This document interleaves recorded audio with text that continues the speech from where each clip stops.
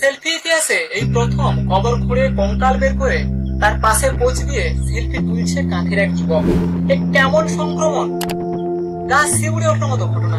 সেলফির নেশা শেষ পর্যন্ত মানুষকে টেনে নিয়ে গেল কবরখানায়।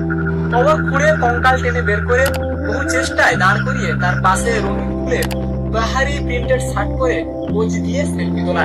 এই কীর্তি সেলফির ইতিহাসে এর আগে ঘটেছে বলে কোথায় মনে পড়ছে না। পূর্ব মেদিনীপুরের কাঁথির শ্রীরামপুর গ্রামের বছর 23-এর প্রভাকর শীত কবর থেকে কঙ্কাল তুলে তাকে পাশে নিয়ে সেলফি তুলে সেলফির ইতিহাসে হয়ে উঠেছে এক অনবদ্য জীব। আমরা জানলাম তার পিতার পরিচয়, জানলাম তার ফ্যামিলি পরিচয়। তার সম্পর্কে পড়শিরা আরো বলছেন সে নাকি মদ ও গাঁজায় সারাক্ষণ ডুবে থাকে। যতই বাড়ছে তার কুলাম, ততই বাড়ছে তার প্রতাপ। তার বাবা গোলক সিং এই এহেন ছেলেকে নিয়ে নাজেহাল। এই কেলেঙ্কারিয়াস কাণ্ড কবরখানায় ঘটিয়ে পাড়ার লোকেরাদের ঠেঙানি খেয়ে প্রভাকর আপাতত কাঁথি মহকুমা হাসপাতালে চিকিৎসাধীন। নমস্কার, আমি দীপাঞ্জন বাড়ুই, আপনারা দেখছেন Dipanjan Barui official news channel.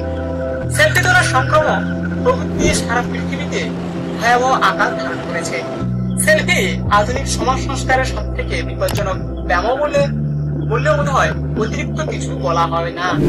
Selfie সংক্রমণের সোচ্চার কারণ সেলিব্রিটি হওয়ার সহজতম পথ হচ্ছে এই সেলফি। ঘরে ঘরে নিজেকে পৌঁছে দেওয়ার দ্রুততম উপায়।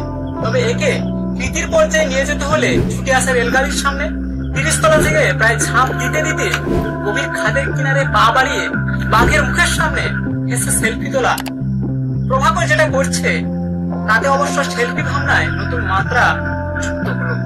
ঝুঁকি কম প্রভাকরের সেলফি শৈলীতে, এবং হয়তো গাঁজা বা মদের সঙ্গে মেশানো এক দার্শনিক সম্ভাবনা ভুলে যাচ্ছে প্রভাকরের এই সেলফি ভাবনায়। কারো কারো মনে পড়তে পারে শেক্সপিয়ারের হ্যামলেটের বিখ্যাত গ্রেভ ডিগারের দৃশ্য, যেটা দৃশ্যে কবর খোঁড়া হচ্ছে আর বেরিয়ে আসছে হ্যামলেটের বন্ধু ইউরিকের করটি, আর সেটি হাতে নিয়ে হ্যামলেট। মঞ্চে কুলিয়াতে হ্যামলেটের ভূমিকায় লরেন্স অলিভিয়ের এই ছবি কে না দেখেছে? দস্তয়েভস্কি কঙ্কালের ছবি তোলেননি, ছবির মতো তার ছোট গল্প বোবো। একটি দস্তয়েভস্কির একাধিক কঙ্কালকে তুলে এনে কথা বলাননি জীবনের পাপ পুণ্য, অন্যায়, গ্লানি আর সূচনা সম্পর্কে। কঙ্কালের সঙ্গে সেলফি আমাদের নিয়ে গেল গাব্রিয়েল গার্সিয়া মার্কেসের শেষ উপন্যাস আনটিল অগাস্টের শেষ পর্বে, যেখানে এক নিঃসঙ্গ দ্বীপে মায়ের কবর খুঁড়ে উপন্যাসের নায়িকা বের করছে বহু বছর আগে মৃত মায়ের কিছু হার, যা জড়িয়ে গিয়েছে তার বর্তমান জীবনের জ্যান্ত উষ্ণতা, লিপ্সা, পাপ ও উৎকণ্ঠার সঙ্গে। জীবন ও সাহিত্যে মানুষের কঙ্কাল নিয়ে কত করুণ কিরণ ছড়িয়ে আছে। এবার